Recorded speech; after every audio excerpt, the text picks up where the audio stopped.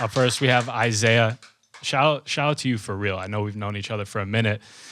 Tell the people who you are, what you do. Hi, everybody. My name is Isea. I sing a little bit. I write a couple songs, but yeah, I'm an artist.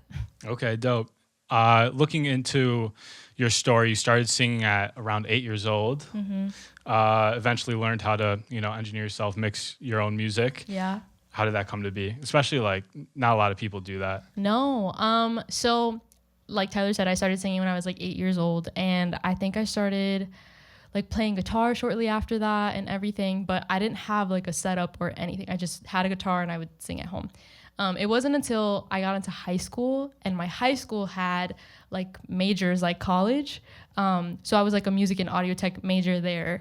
And that's where I learned to like not only be in front of like the cameras and like a microphone and on stage, but I also learned to like be everything back of house. So engineering, mixing, anything like recording, my studio was like a classroom already in high school. So that's where I like really learned. That's crazy. And speaking about high school too, you were auditioning for The Voice? Yes, I did. So my mom always wanted to like put me out there and like try. Once I was like, I want to try this singing thing, she was like, okay, like I don't know where to put you, but I'm gonna find the best place.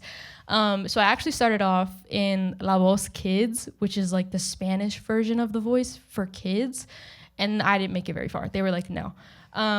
But then I kept trying and I kept going, and it wasn't until like junior year of high school where like there's like so many rounds before you get to like the chairs turning on like the TV. And I made it to like the third round all the way out to LA, and they were just like, yeah, like you don't have a sob story, so we like can't take you. I was like, I'm sorry. They'll regret that for sure. Funny story about that too. I know we were talking about a few days ago. Tell us about the meaning behind potato salad. Oh my God. So again, I had done the auditions for The Voice, and I think only The Voice growing up. And again, there's like so many different rounds that you have to get to. And this last time that I ever did it, that I made it so far, they put you, after you sing, they put you like in front of like big lights and a camera, and like they ask you like a ton of questions. And I think I was like 15. So I was like, yeah, no, blue, green, like, yes, I like that. Like, I just was not having a conversation. And so the person asked me, like, what's your favorite food? And I was like, potato salad. Like, let's get into this. And the whole entire crew looked at me like, this girl has been so monotone the entire time, and the one thing that got you going was potato salad. So that's my potato salad story. My mom always tells me, like, channel like the little girl who was like excited for potato salad. So that's like, keep that in here. Fire. And we do have some potato. No, I'm kidding. Oh my God. I'm kidding. Bring it out. We should have done that. That's on me. No, your voice is incredible. Your music is a mix of R&B, but I think where you really stand out too is the confidence you bring on your music. Thank you. Is there an artist or body of work that really inspired, the artist you are today? Yes. I would say it's Lauryn Hill's Unplugged album. That is like the thing that like got me going, where I was like, this is like different. I was like, like emo on the bus, like headphones and like listening to this. No one's listening to this, and I'm thinking like I'm the coolest kid ever. But I have it like tatted. I have like lyrics tatted on me and stuff like that.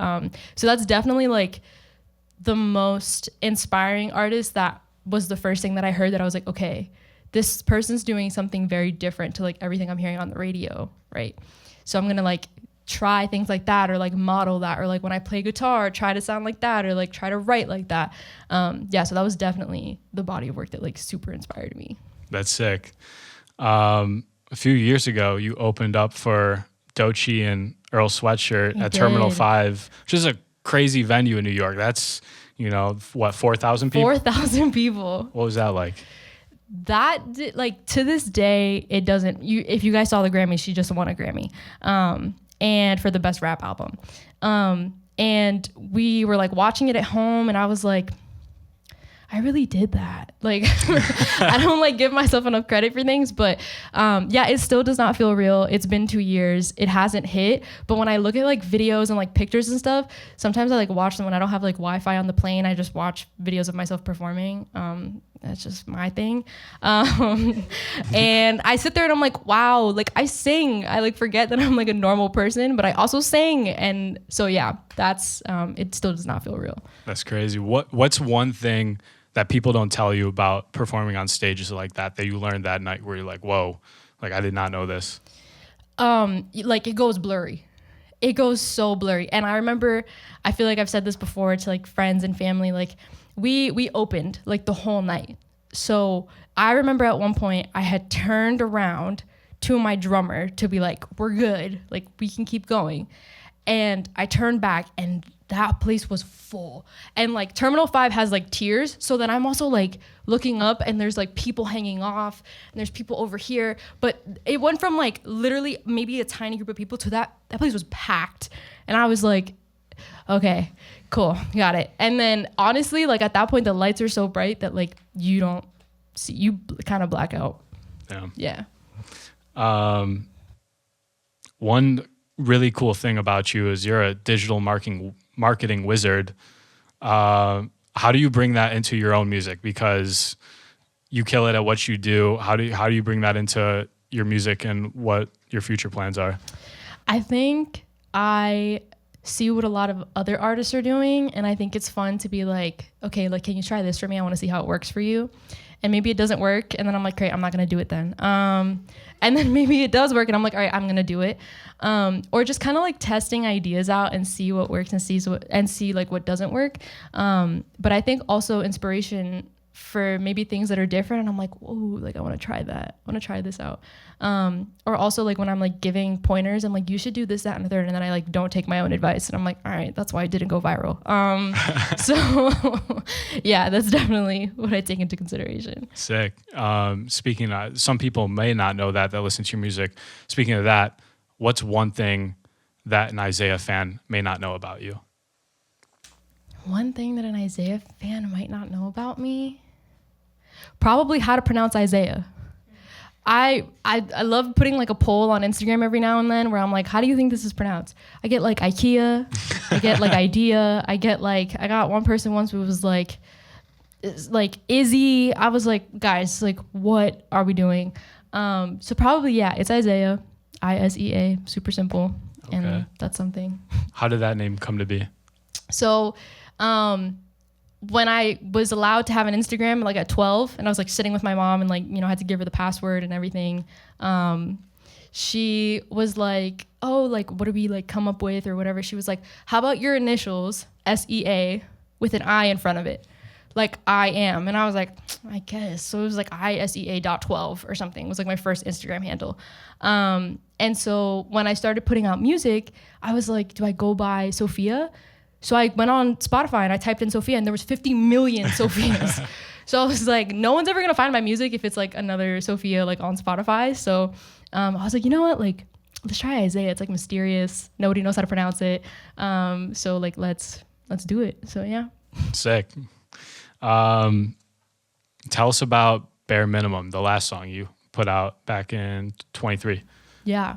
So Bare Minimum was probably like the first like angsty song that like I had put together, and I wrote it in my bedroom, but I basically like, put it together and then I brought it to like my best friend Sarah, who you guys will see later, and I was like, we're gonna write this song, we're gonna put it together and we're gonna like make it happen, and that we put that on the first project, and then we basically like toured it a little bit right through like performing and everything. We added some sax on there, we like revamped it, and then we relaunched it and we did like a music video and everything. So that's like my child, that song.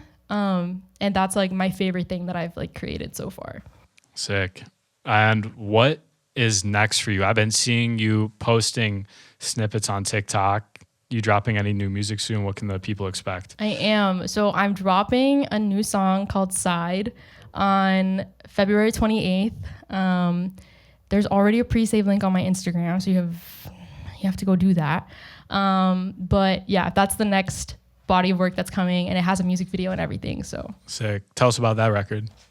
That record is, so I feel like a lot of people are like, oh, like I write from experience. I write, like, sure, I write from experience sometimes, but sometimes I like to lie. And I like to just make shit up. And that song is definitely just one of those songs where I just wanted to be dramatic and like see how it felt to like say those things and like put it together. And I remember writing it and I was just like, am I okay? Like, but definitely it's another, like, me and Sarah like to say it's like bare minimum had a child. Mm-hmm. So maybe it's like the part 2. So that's kind of what you can expect from Side. Okay. And going into the performance tonight, what's in store? What do you have in store? So I have some like oldies but goodies that we're going to be doing basically off the first project, Universe Ready. And then I'm also going to be doing a couple new songs that aren't out yet, but also I'm going to be doing Side for you guys. So you guys will be able to hear it before it's out. Let's go. This next section is what we call in or out. So very simple. I just say a word or two and you just say whether it's in for you right now or out. Okay. And I might ask you why too. Okay. New Jersey. In. Okay. Over New York or no? No. No? All right. Respect. Coffee. In. Okay. What's your go-to order? So I'm Cuban and Puerto Rican, so any Cuban coffee is like go-to. My dad likes to say that like a cup of coffee is like the best way to say I love you. So like any type of Cuban coffee is like the go-to order. That shit's rocket fuel. For real. It is. It literally is. Reading.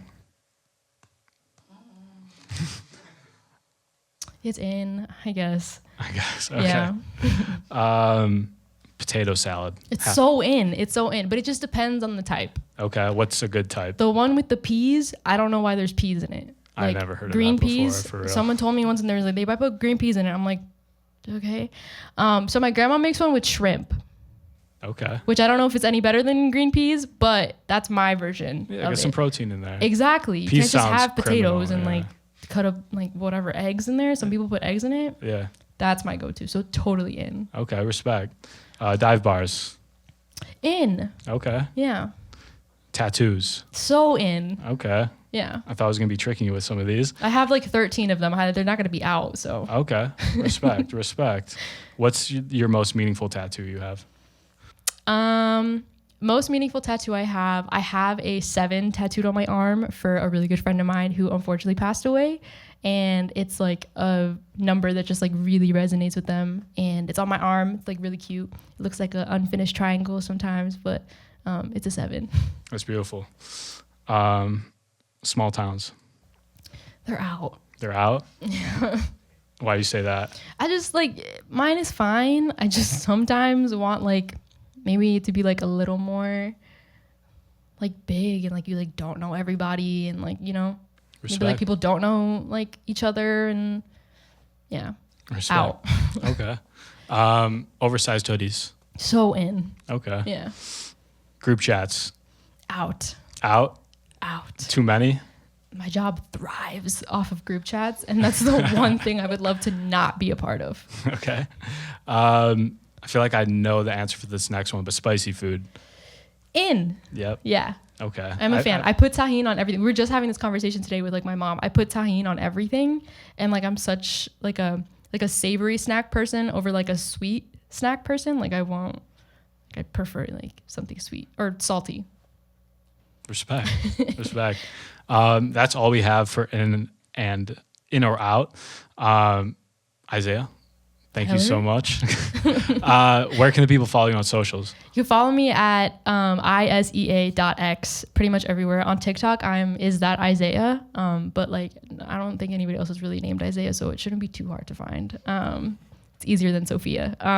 So yeah, Isea on all platforms. Sick. And let's give it up for Isea and her bandmate. Shout out her too.